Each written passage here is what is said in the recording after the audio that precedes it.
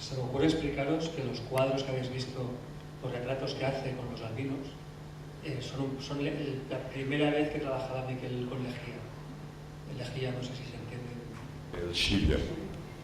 Que la exposición que está en Belém es continuación de los trabajos que empezó a hacer en África. Y antes os decía que las dos películas tienen juegos de ecos.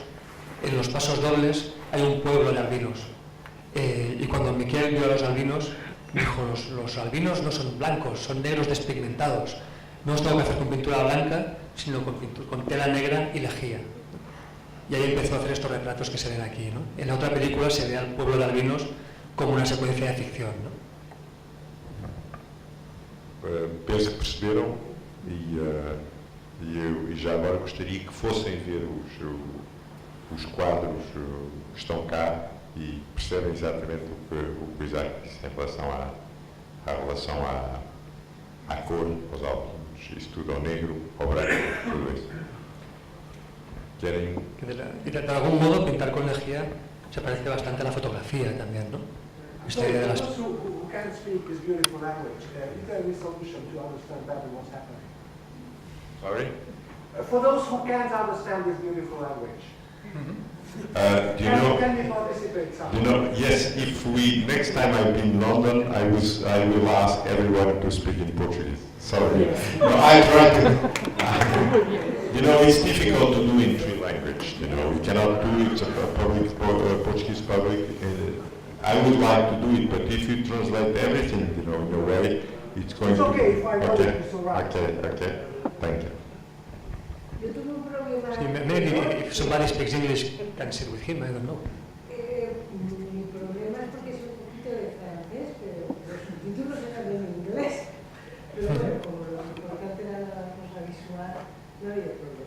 Sí, hay copias, hay una copia subtitulada al castellano, una copia subtitulada en inglés y otra al francés. But I tried to tell what Isaac was telling, that the paintings that you can see in Torre de Belém now at this moment of Miquel Barceló, he started doing the idea and the starting was in this movie when we saw I don't know how to say albinos in English.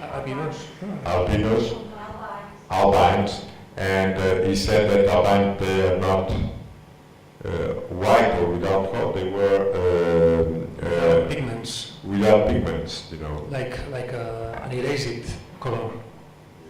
And that was the idea to the technical that used in the paintings that you can see at this moment in the Belém Tower in Lisbon.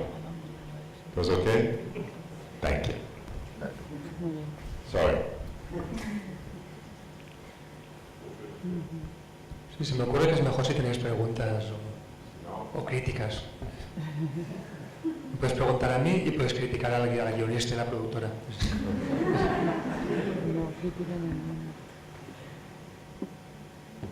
No, por favor, no critiquen las productoras, somos criticados todo el tiempo.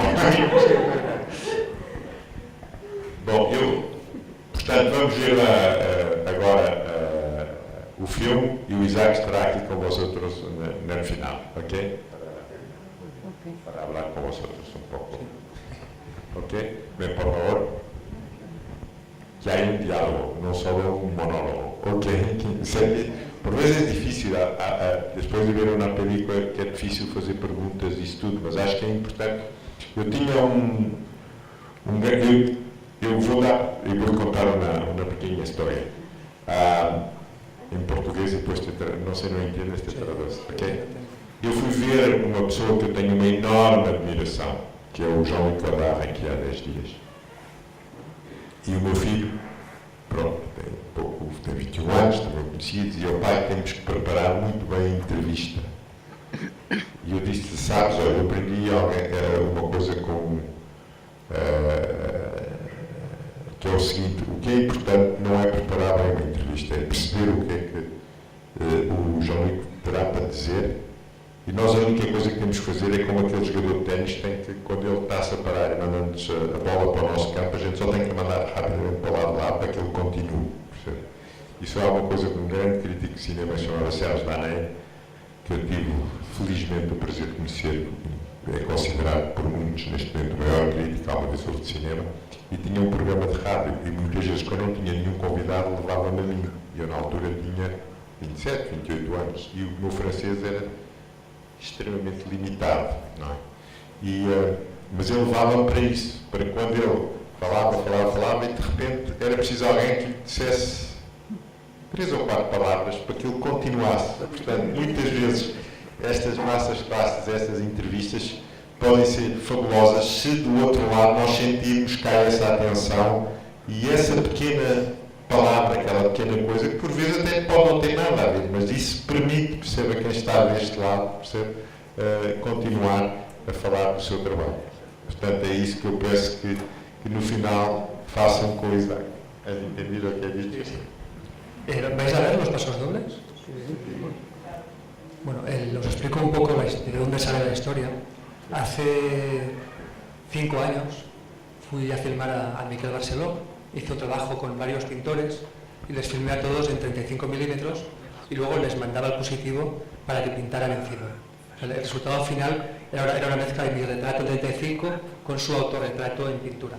Y cuando estuve en el taller de Barceló, me contó la historia de François Augiras, que es el pintor, escritor, pistolero y santo en el que se inspira la película. Me enseñó sus cuadros, que son los cuadros de Augiras que se ven al final de la película, y me explicó que Augiras había encontrado un búnker militar en el medio del desierto, y ese búnker militar lo cubrió de pinturas, de frescos.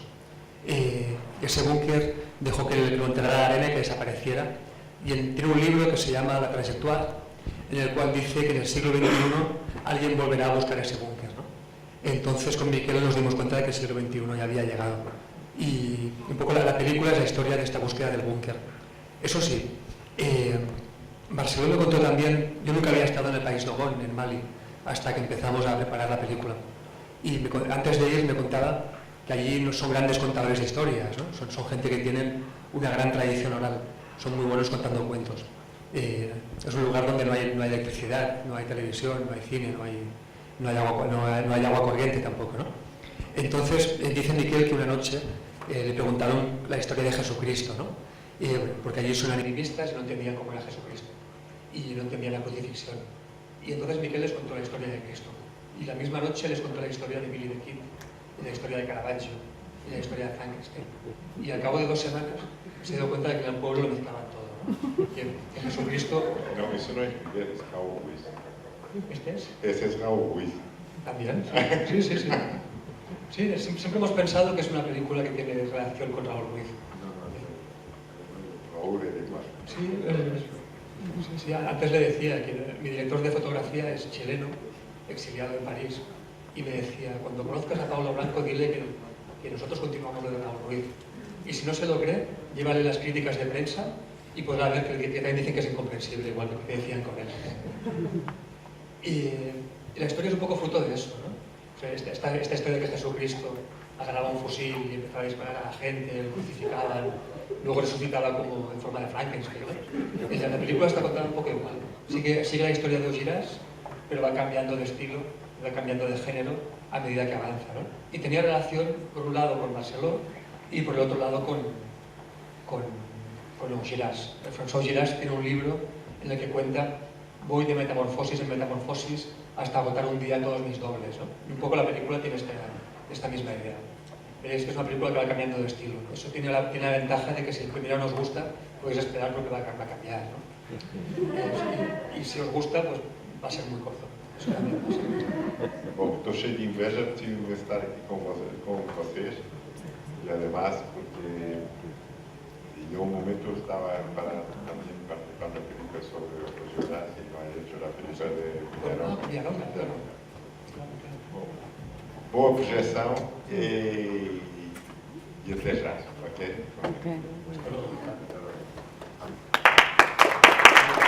Porque hablaste ya de la estructura, ¿no? Que tiene una estructura definida y después cambiaban los diálogos, un poco los temas dentro de la estructura. ¿Cómo fue el proceso de escribir el guión? ¿Era era mucho a base de improviso, se escribía en el momento. ¿Cómo fue? En realidad, el guión cambió muchísimo. Empezamos escribiendo un guión que era una especie de road movie por el desierto, y cuando fuimos a localizar juntos, como ha dicho Luisa, vimos que había muchísimas cosas que eran materialmente imposibles de hacer por desplazamientos muy largos. Pensad que igual 15 kilómetros de distancia tardábamos 1 hora cada mañana en hacerlo, y que el camión de rodaje, si empezábamos a rodar a las 7 de la mañana, tenía que salir a las 4 para caminar sobre arena caliente, arena fría, porque si no se quedaba parado en el desierto. Había muchos obstáculos técnicos que impedían hacer el tipo de película que habíamos pensado. Además, después llegamos y nos encontramos con unos personajes, una atmósfera que nos gustó mucho más que lo que habíamos escrito. Reescribimos el guión y llegamos a rodaje con un guión, pero no teníamos todavía el personaje protagonista, por ejemplo, ni toda la banda de bandidos. Y cada personaje que íbamos encontrando nos iba condicionando, iba cambiando alguna cosita. Ya luego, cuando empezamos a rodar, sí teníamos una estructura muy definida, y había momentos que sí que estaban muy abiertos a la improvisación. Algunos diálogos que parecen improvisados no lo son, otros íbamos cambiando un poquito en cada bloque, ¿verdad? Sí, ahora que habla de improvisación, de hecho, el único diálogo improvisado es el de las mujeres, cuando van en el coche y hablan de mujeres y de sexo y de acostarse con ellas. Y ahí les dijimos, bueno, hablad de mujeres que ya sabéis más que nosotros, ¿no? Y el resto sí que más o menos estaba planteado, ¿no? Incluso la secuencia con Genevieve había una estructura del diálogo, creo, ¿no? Luego es que nos olvidamos y tenemos versiones distintas.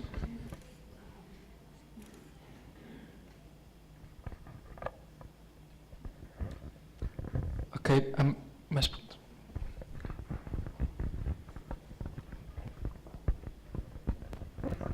¿Han tenido la oportunidad de compartir la película en Mali? ¿Lo han visto allá? ¿Y cómo fue la...? ¿No? Todavía no. Al estreno en San Sebastián vinieron 3, vinieron Amo, Amasagú, que son los que buscan el búnker, y vino Zol, que es el jefe de los bandidos, dijéramos, ¿no?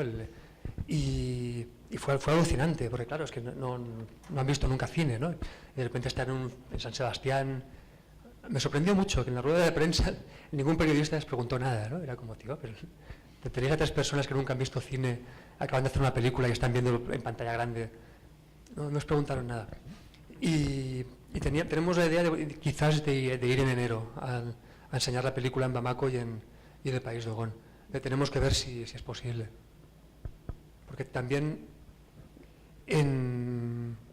hace un año y pico, del Ministerio de Interior llamaron a Miquel Barceló para decirle que los espías franceses habían escuchado su nombre como candidato a ser secuestrado, ¿no? Y que es muy fácil, o sea, como ve, en su casa no hay nada, es una casa de barro, vas, lo agarras y te lo llevas, ¿no? Y entonces, bueno, hay que ver cómo lo hacemos. Hay que pensarlo bien. Porque en realidad se supone que los secuestros son más al norte, ¿no? Más cerca de Tombuctú, pero bueno. En cualquier caso, ahora lo están pasando mal porque viven mucho del turismo ellos, ¿no? Y ahora no va nadie. O sea, que os recomiendo que vayáis. Vale mucho la pena, la verdad. Y luego si os secuestran, pues ¿qué le vamos a hacer, no? No, pero en principio no es habitual, vaya.